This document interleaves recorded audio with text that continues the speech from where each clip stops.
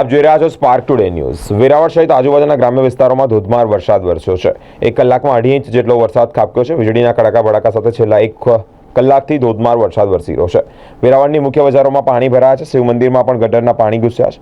પાલિકા તંત્રની પ્રી મોન્સૂનની કામગીરીની પોલ ખુલી છે। રાહદારીઓ, વેપારીઓ અને નાગરિકોને ભારે હાલાકી પડી રહી છે। મારું નામ સંજય મેરવાણા, મારા અહીંયા સત્તા બજારમાં દુકાન છે, વિવેક સેન્ટરના નામની। શું પરિસ્થિતિ છે? વરસાદ આવ્યો ને?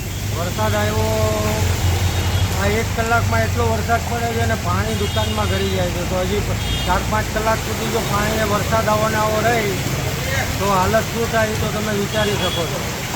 તો વેરાવળમાં નગરપાલિકાએ થોડું આ બાબતે ધ્યાન દેવું જોઈએ।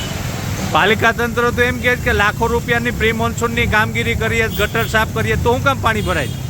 પાણી તો આનો કોઈ નિકાલ જ નથી। એટલા વર્ષોથી તમે જોવો છો કે વેરાવળમાં પાણીની સમસ્યા કેવી છે। એમાં ખાસ કરીને સુભાષ રોડ અને સત્તા બજારમાં તો પાણી એક ઇંચના વરસાદમાં પાણી દુકાનોમાં આવી જાય। હા।